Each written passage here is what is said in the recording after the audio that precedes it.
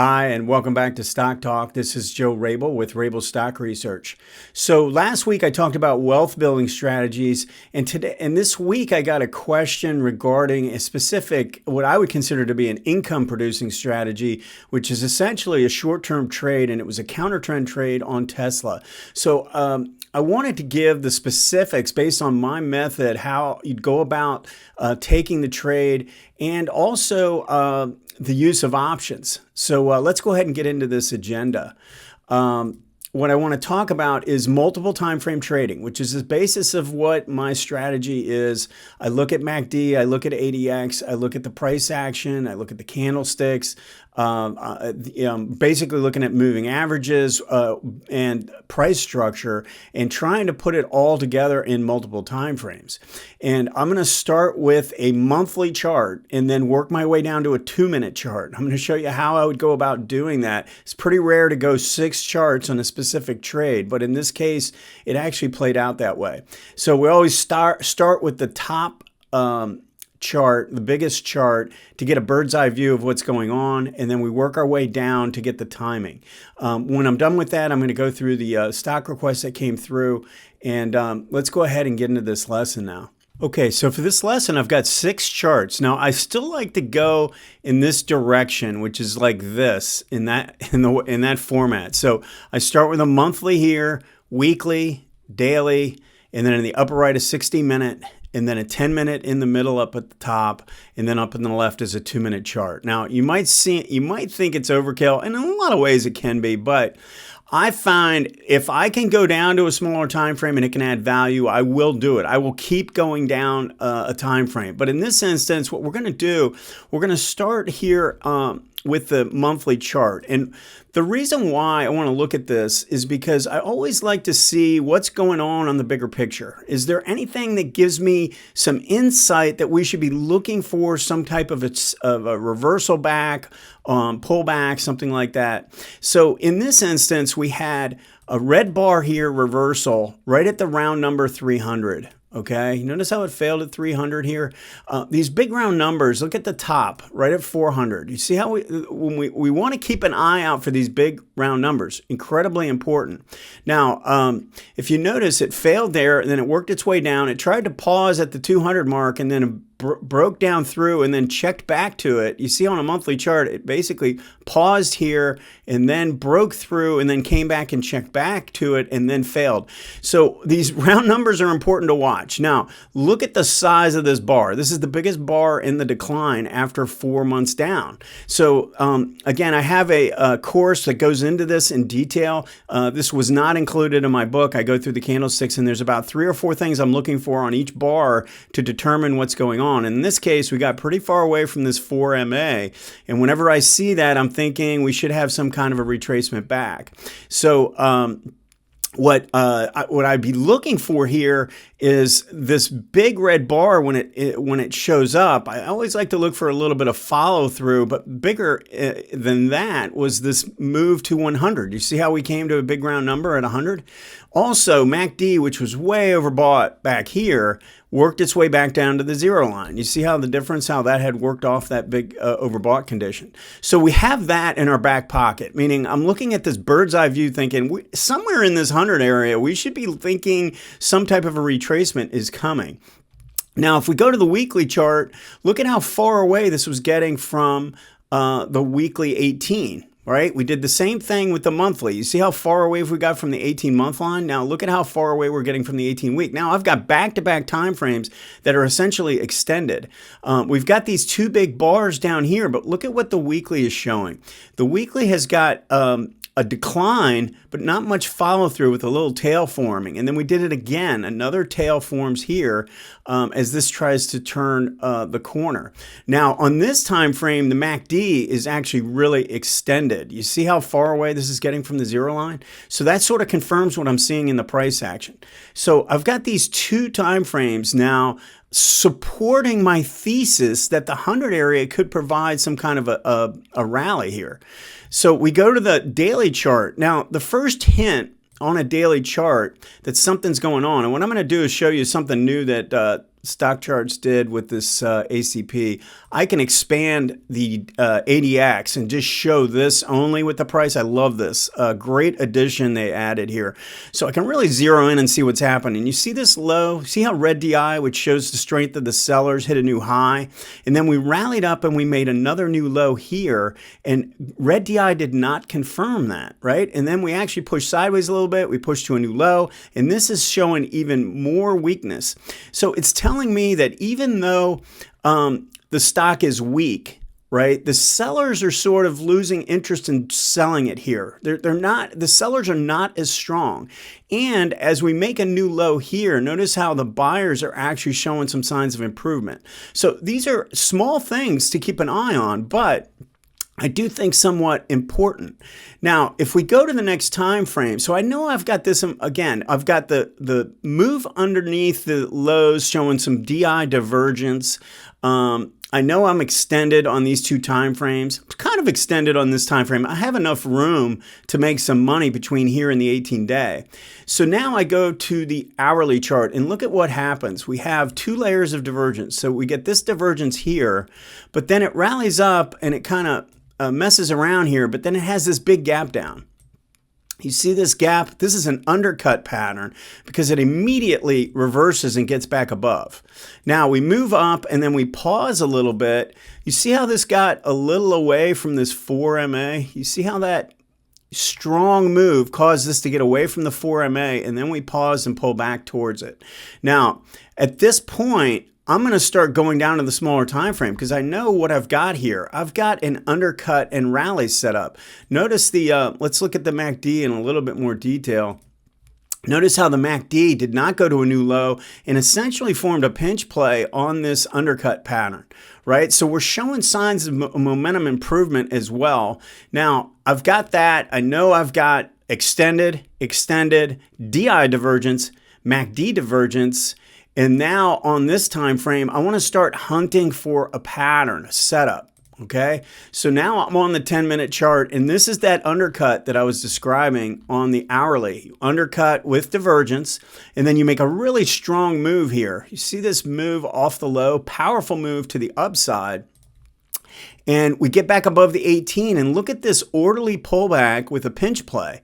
No sign of selling whatsoever. In fact, green stayed above red for the majority of this pullback. So that's a really good sign as we pull back towards the 18 on the 10-minute chart. So think about what we're doing here. We've got we're coming into this big round number at 100. We've got this big, huge candlestick to the downside on the monthly chart saying it's getting a little exhausted. We're extended on the weekly. We've got DI divergence. We've got MACD divergence. Now we've got an actual setup, an undercut and rally pattern. All of these are from my course, just so you know. And now on this pullback, that's what this pullback is on the 2-minute chart. So we break the downtrend line. And as anyone knows that's watched any of my on my YouTube channel, I don't like to take this when there's overrun. I don't want to take a trend line break when there's overrun in the MACD. So I'm going to wait for the first setup after that, the first kind of pullback. And as the MACD is crossing the zero line, we get a little pinch play right here where you could have minuscule risk. Now, I like to use options in this situation. Why?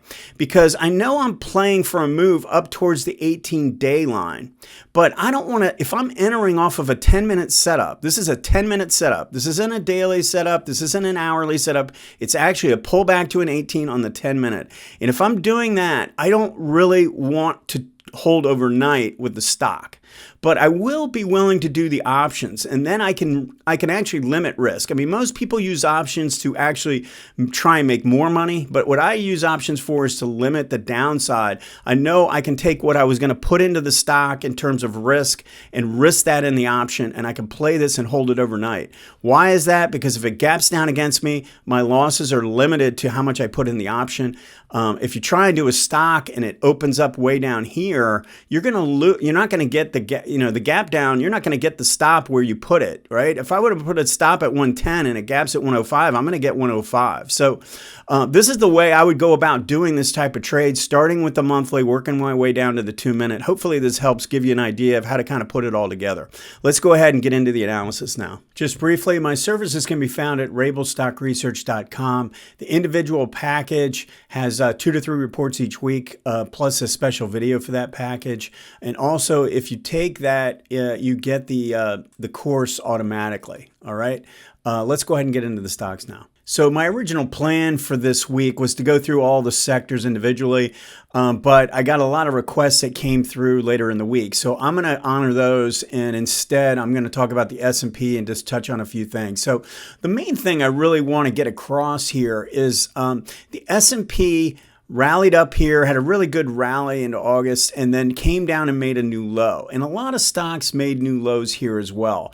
But the S&P rallied up and is making a lower high.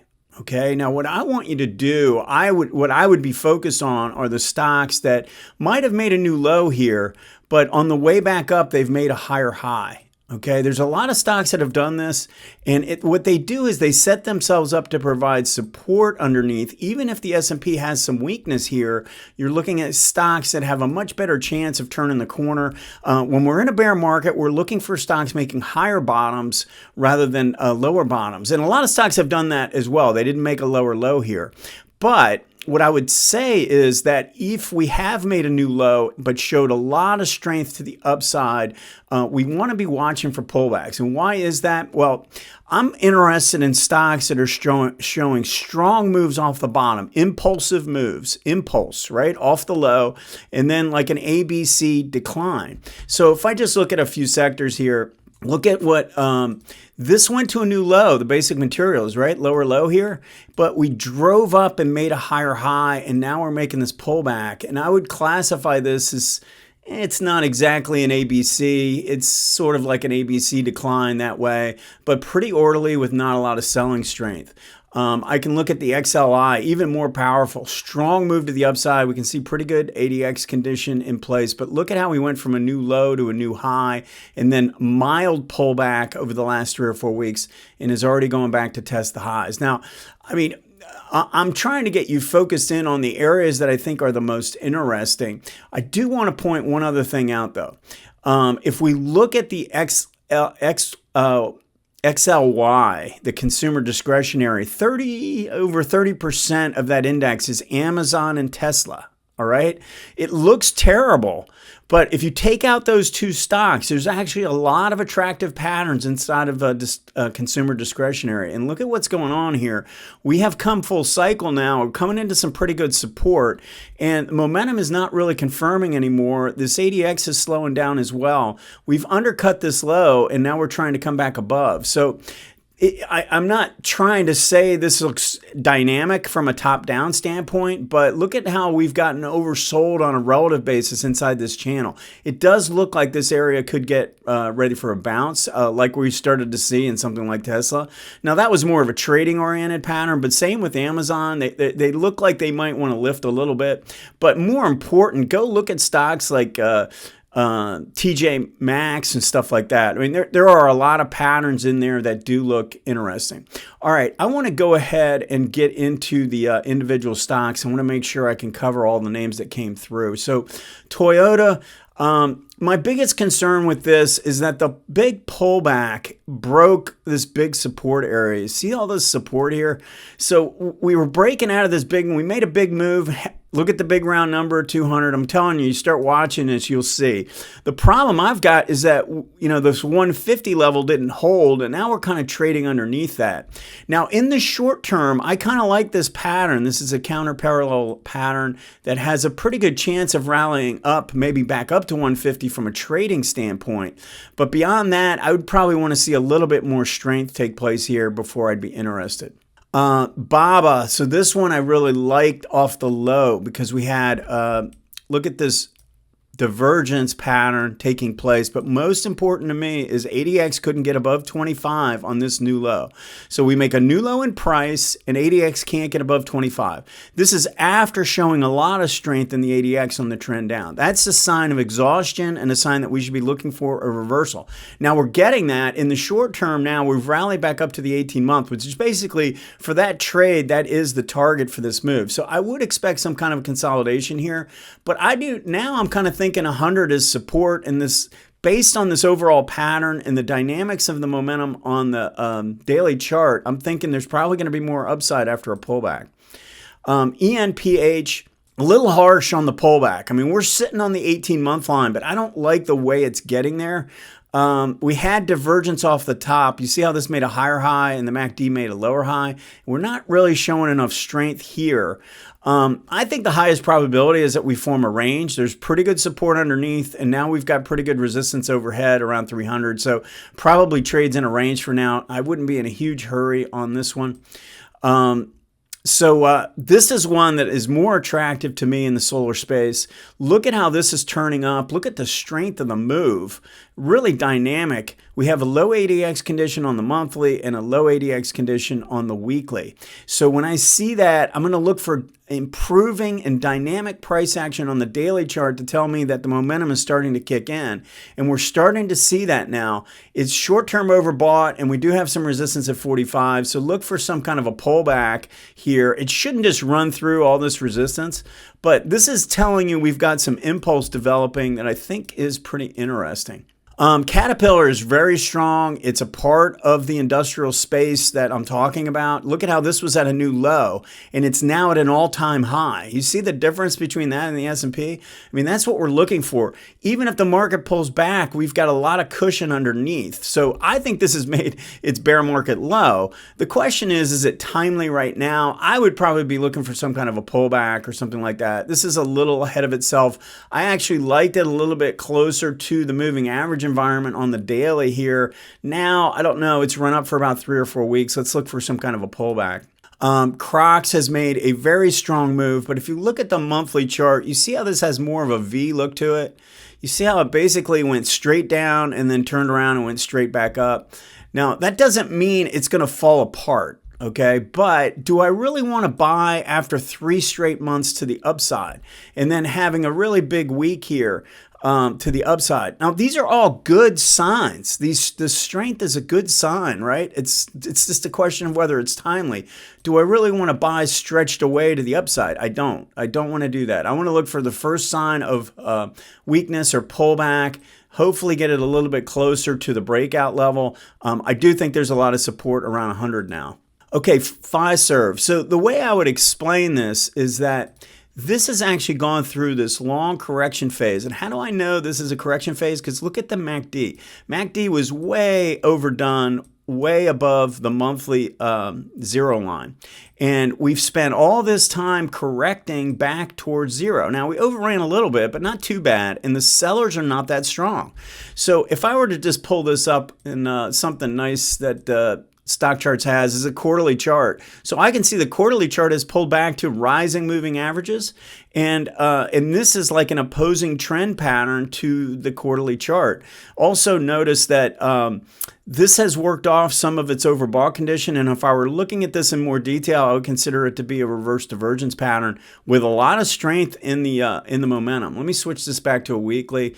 So we need 110 to be taken out. Now, if I'm looking at this from a trading standpoint, I would actually be willing to, if we can get through this 105 level, I think that's actually pretty important. Look at how quiet this is here. If we can get something going out of a quiet period, then there's a very good chance we'll see follow through to the upside. ENB. So another one where we got a little bit too much overrun on the pullback. I mean, I would have preferred to see this pullback hold this breakout area. The fact that it overran tells me that this is probably going to be in a range. But look at this pattern. We've got MACD improving and while this was pulling back. So I'm actually thinking we're in the midst of a trading play and we really could work up towards 45. So if you got a pullback on this time frame on the daily chart, like a pinch play or something like that, you could play this for a trading play up to there. But I don't look for anything too much more than that right now. Macy's, big turnaround developing. Let's just look at this on the bigger picture. So we broke the downtrend line. Let me just draw this in. We break the downtrend line, and now we're pulling back and testing. So there are signs of improvement, especially when you look at the ADX based on the strength to the upside. All right, so that's an encouraging sign. Now, when I look at the weekly, this was just too long of a correction phase. You see how deep this got to the downside? Now, this wasn't too bad. This keeps me interested because the ADX never really got above 25 during the decline phase. So, but what's missing here is this move to the upside did not create enough strength for me to have that much interest in this, except for a trading play. I mean, I could see this as a trading play, but I'm probably looking for a little bit more improvement in the bigger picture. In fact, what I would probably do is make this move up and then buy the first pullback on a weekly chart. And then all of a sudden, this bigger picture starts to look really interesting. Market Access Holdings has made a bottom. Look at this pattern. You see the divergence here? Look for these divergences when we get stretched away from the monthly, and then you can play this off the daily chart. This would have been your buy signal right here, pulling back to the rising moving averages for a trade back up to the 18-month, which we just hit. Now let's look for this to pull back or consolidate a little bit towards the 18-week for our next entry point. APA. So a couple of energy stocks. Let's just talk about this real quick. The bigger picture pattern, I like the improvement. I like the momentum condition. But in the short term, we've got, this big red bar here. Has me a little concerned that it's not ready to get through that. It looks more neutral right now in the near term. And the MACD is kind of turning down here. Also notice on this dynamic move to the upside, we didn't get enough strength to get the ADX above 25. So I actually want to see this get back above 50 to reignite a new trend right now. I don't think I would play this inside of this range. CVX is a little better. It still has this big red bar, but if we can overtake that big red bar, I would say this is probably going to get going again. Doesn't have the same dynamics on the sell side as APA, but and you can see this pattern actually looks pretty good. Not a lot of selling here in terms of strength. As long as this relative strength line stays intact and doesn't break its moving average, I think this is okay. Exxon is actually even stronger than CVX. It's already back above that big red bar. Didn't show a lot of selling strength. It's still holding the big round number at 100. So a lot of good going on here in Exxon. A little tough to buy. Well, actually, you could play this off the daily chart into the weekly. But momentum conditions are saying we're not really ready to take off at this point. Now, I want to spend a few minutes on Amazon because, as I mentioned with the XLY, and also obviously with Tesla, we had this same pattern that developed here. Look at how this went to a lower low and MACD made a higher bottom. Or maybe make it, a slightly higher bottom. When we get a stretched away like that, and we're stretched away here, but look at this. Now, I did a video lesson a few months back on pools of money. You want to be on the lookout for these pools of money like this. Okay, if we come down and make a leg to the downside and we're coming into a big pool of money, a prior area where we consolidated for a pretty decent amount of time, it's not a round number, but it's another reason to be on the lookout for signs of momentum divergence. Now, in this case, this was different. On the daily chart, so if we have momentum divergence on this time frame, and then we get momentum divergence on this time frame, which we did, but more important to me is look at what the daily ADX did. So we're trending to the downside, and we get ADX confirmation, and then we make a new low, but ADX does not get above 25. So if I see that, I'm going to be on the lookout for some sign of a reversal down on the hourly chart. And we did get that. In fact, let me just quickly pull up the hourly just so you can see. So we have this move. Now, in this case, we had another one. It didn't quite undercut like Tesla did. But in this pattern, I would be willing to take this first pullback. We had a pinch play, and look at what green DI is doing, breaking out and holding. And then we had a completed reversal pattern here when we broke out of this base. And then we had a nice trading move. And again, the target would be up towards the 18-week in this case. as I'm looking for signs of real improvement in this pattern based on the weekly divergence that has taken place. So just make sure you start from the higher time frames and work your way down when you're using these patterns. And the reason why the daily 18 wasn't the target, because by the time you triggered into this, you were above that. And we knew that we had room to the zero line, which is what this is trying to do. It's trying to get its way back up into the next resistance zone. So anyway, keep your eyes out for the stocks that are showing the dynamics moves off the low, and then look for the orderly pullbacks. There's a lot of them out there. Well, we've run out of time. My services can be found at rabilstockresearch.com. And if you have any stock requests, send them to stocktalk@stockcharts.com. Have a great week, and we'll see you next time. Hey, Grayson Rose here with StockCharts. Thank you so much for watching. I hope you enjoyed that video. If you did, consider giving it a like down below, maybe leave us a comment, and if you're new to the channel, you can subscribe at the link up above. We're gonna bring you daily content from an incredible collection of technical analysts and financial experts.